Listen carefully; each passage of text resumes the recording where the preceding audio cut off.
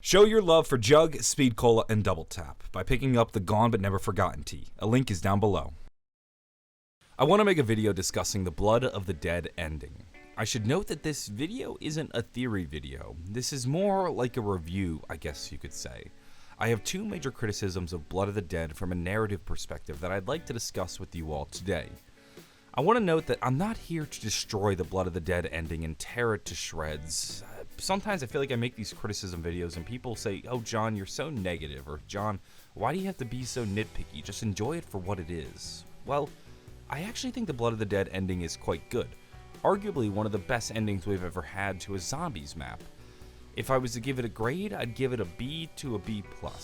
However, anybody who's ever received an 89 on an exam knows that sometimes an 89 stings more than an 85 because it reeks of what it could have been.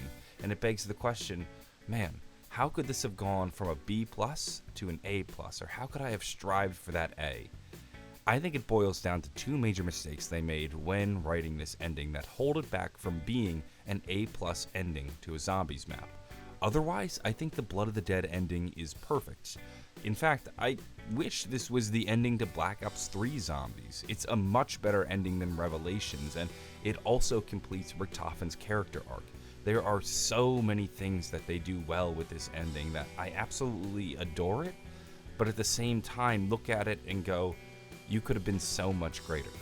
Allow me to explain. The first criticism I'd like to levy towards the Blood of the Dead ending is the decision to make Nikolai the key. If you're somebody who is a big Nikolai fan, you probably won't agree with this argument. You'll say, no, John, Nikolai needs to be the key because he does these great things, or I like him for this reason, and Nikolai's a good character. Nikolai's not a terrible choice, but to me, I think there's a better, more obvious choice in Tank Dempsey. As it stands right now, I think this is more a systemic issue. This is one that's harder to rectify. Part of the reason I think Nikolai is the key is because he just happens to be the last character to have yet to have given his soul. You know, Richtofen even says to Nikolai he needs his soul to defeat Dr. Monty. So Nikolai has to be the one who is the key to everything. Tank doesn't have a soul. Takeo doesn't have a soul. So it has to be Nikolai.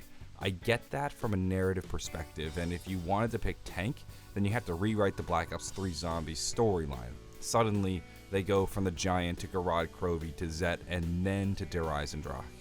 It just doesn't work. So obviously we're not trying to rearrange the pieces in the Black Ops 3 Zombies storyline. I just think Tank Dempsey is the better choice for who you want to be the key. And the reason I think Tank Dempsey should be the key to the zombie storyline is because Tank is essentially us. Tank is the only character in the game who breaks the fourth wall. In fact, he does it quite regularly in Black Ops 4 Zombies. You know, sometimes he's shouting things like, "Player, put down the chips and get us some ammo," or other times he's saying, "Oh, come on, couldn't Treyarch have come up with something better than the power? It's always us fetching the power." You know, he is essentially our window into the game. Tank Dempsey represents the player. We even saw this in the ending to Origins when everything is from the perspective of Tank Dempsey. You'll notice that Samantha is actually holding the Tank Dempsey doll, and that's what we're looking through. We're looking through the eyes of Tank Dempsey. So I just think that because Tank Dempsey represents the player in a sense, that he would have been the better decision to make the key to the zombie storyline.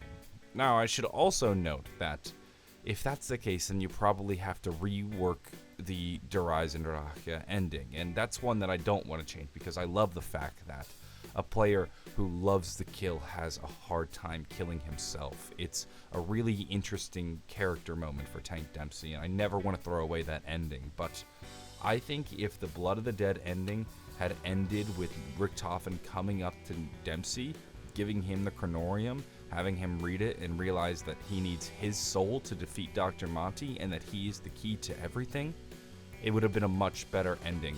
And also a little bit of justification to the fact that he was essentially us throughout the zombie storyline. He was the one who'd break the fourth wall and represent the player in-game. My second biggest criticism towards the Blood of the Dead ending has to go to the way our characters are treated at the end of the cutscene. The way they act isn't in line with their characters, and I think what's most frustrating about this mistake is that, one, our characters are going against everything they say in-game and how they've behaved prior to this. In addition to that, it's one of those mistakes that could have been solved with a simple one-liner. It would have been so easy to fix, and they didn't.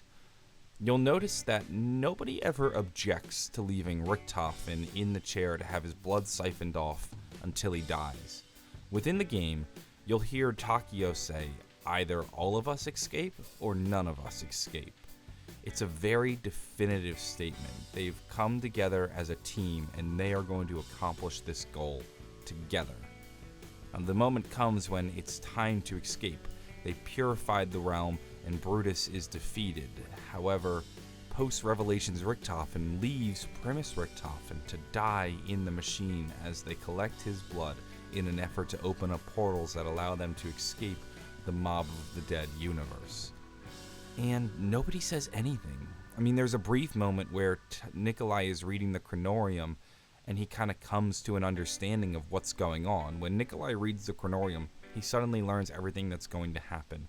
He learns why they are in the place they are, he learns where they're going, and he learns how he is the key to everything and how to solve everything. So I understand that maybe Nikolai reads the Chronorium and he suddenly understands that Richtofen has to die. It's the only way. You'll even see a moment of regret as he looks at the blood vials. However, there's no moment like that for the other characters. I mean, Takeo very vocally said either all of us leave or none of us leave in the map, but then when the time comes, he never stands up for Richtofen. And I know many of them are frustrated with Richtofen because they learn that Richtofen is the one that brought them into this mess and this situation, but that still doesn't throw away the journey that they've gone through and how they've come together as a team. If only there was a throwaway line where either Tank or Takeo says, maybe Tank says, we're not leaving him, he comes with us, and then Takeo says like, oh, it's not honorable to let him die here and suffer. And then post-Revelations Richtofen just needs to turn to them, or maybe even Nikolai. It might be more impactful coming from Nikolai if Nikolai says, I've read our future. This is the only way. There is no other option. Then maybe they could come to an understanding that, wow, this goes against everything in our moral code. We have to let him die. A simple throwaway line like that would have solved that issue completely. Otherwise, it's just so frustrating that they were once a team and then they're just so willing to let Richtofen die there and suffer. I mean, it's such a painful death to watch Richtofen bleed out like that, and nobody objects in the slightest. It's frustrating.